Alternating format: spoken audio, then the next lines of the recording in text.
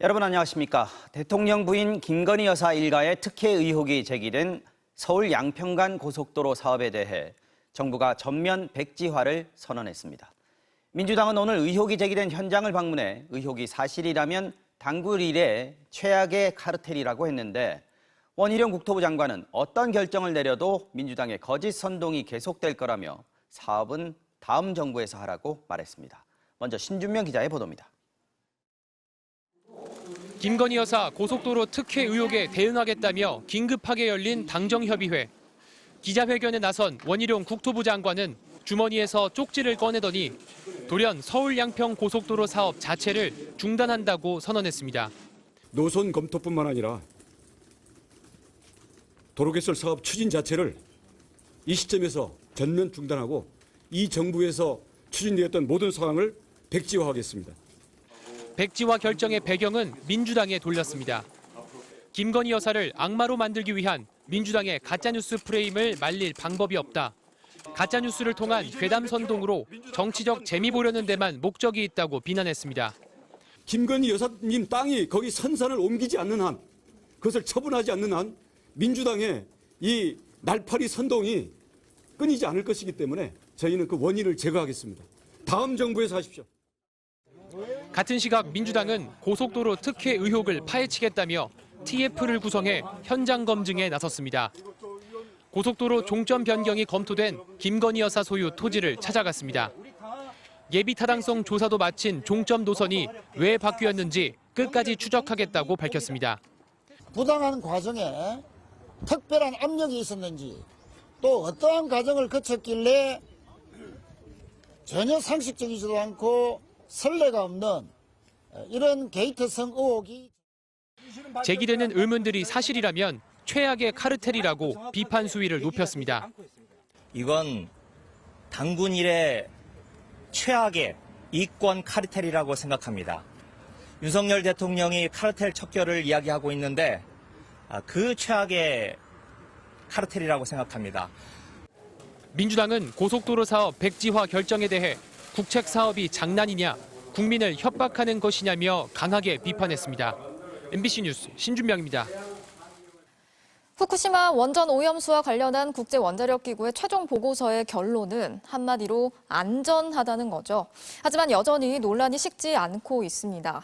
제대로 검증을 한 건지 최종 보고서의 내용에 대해서 전문가들과 시민단체들의 지적이 잇따르고 있습니다. 박진준 기자가 하나씩 정리했습니다.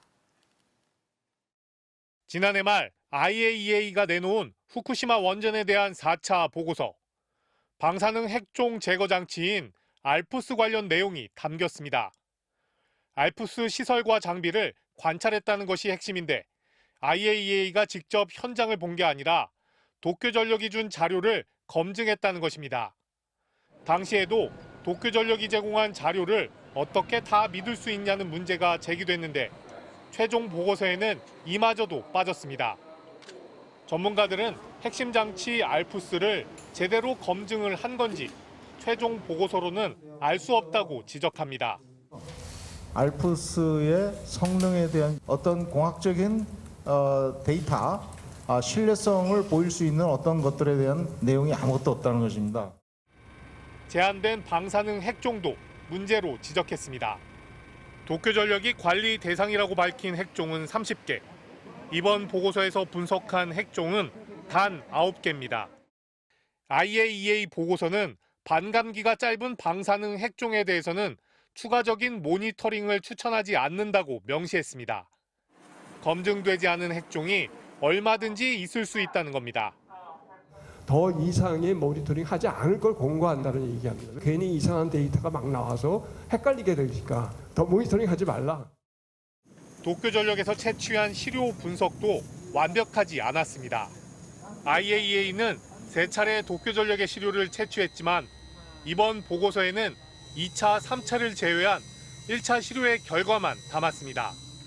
정부는 라파엘 그로시 IAEA 사무총장이 방한하는 내일 후쿠시마 오염수 방류에 대한 우리 정부의 자체 최종 분석 결과를 발표할 예정입니다. MBC 뉴스 박진준입니다. 이런 가운데 윤석열 대통령과 기시다 일본 총리가 다음 주 나토 정상회의에서 양자회담을 조율하고 있습니다. 당연히 오염수 방류 문제가 주요 의제가 될 텐데 지금까지의 분위기를 봤을 때 두 정상의 입장 차이는 크지 않을 전망입니다. 김민찬 기자가 취재했습니다. 오는 11일부터 이틀간 리투아니아에서 열리는 나토 정상회의. 2년 연속 초청국 자격으로 윤석열 대통령이 참석합니다. 기시다 후미오 일본 총리도 방문하는 만큼 한일 정상회담이 열릴 가능성을 대통령실도 공식적으로 밝혔습니다. 이번 순방 기간 중에 한일 정상회담도 가지는 것으로 현재 일본과 조율 중에 있습니다. IAEA가 후쿠시마 오염수 방류 계획을 국제 기준에 부합한다고 평가한 뒤 두 정상이 처음으로 만나는 만큼 오염수가 주요 의제가 될 것으로 보입니다. 이미 일본 언론은 정상회담 개최는 물론 기시다 총리가 윤 대통령에게 오염수 방류 계획의 안정성 등을 직접 설명할 것이라고 보도하기도 했습니다. 대통령실 고위 관계자는 의제를 미리 정하지 않았지만 논의된다면 국민 건강이 우선이라는 기준에 따라 대응할 것이라고 설명했습니다. 정상 간 대화에서 오염수 배출에 대한 이견이 나올 가능성은 높지 않아 보입니다. IAEA 보고서에 대해 존중한다고 밝힌 우리 정부로서는 한일 관계 정상화를 강조해온 기조가 반영될 것으로 보입니다. 야당은 윤 대통령이 기시다 총리에게 오염수 방류를 국민 85%가 반대한다는 뜻을 정확하게 전달해야 한다고 요구했습니다.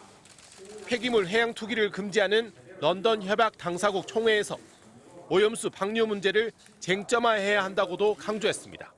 반드시 런던 협약과 의정서 체계 안에서 이 문제가 지속적으로 논의될 수 있도록 외교력을 총동원할 것을 강력하게 정부에 요청합니다. 오늘 저녁 7시부터 1박 2일간 국회에서 철야 농성에 들어가는 민주당은 오염수 방류 반대 토론을 이어가며 대정부 압박을 높인다는 계획입니다. MBC 뉴스 김민찬입니다. 출생 신고가 되지 않은 미등록 아동 사건 수사가 계속되고 있는데요. 오늘도 영아 2명이 숨진 채 안매장된 사실이 추가로 드러났습니다.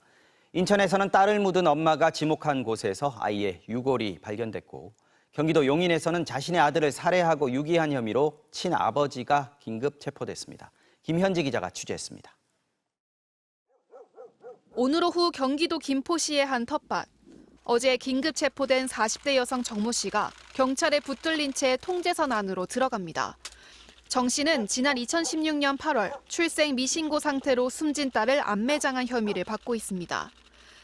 숨진 아이의 외할머니가 소유한 텃밭인데요. 여성은 아기의 시신을 바로 이곳에 묻었다고 경찰에 진술했습니다. 당초 정 씨는 경찰에서 출산 다음 날 퇴원해 집에 왔는데 아이가 숨을 쉬지 않아 장례를 안 치르고 매장했다고 진술했습니다. 경제적으로 어려워 키우기 힘들었다는 게 이유였습니다.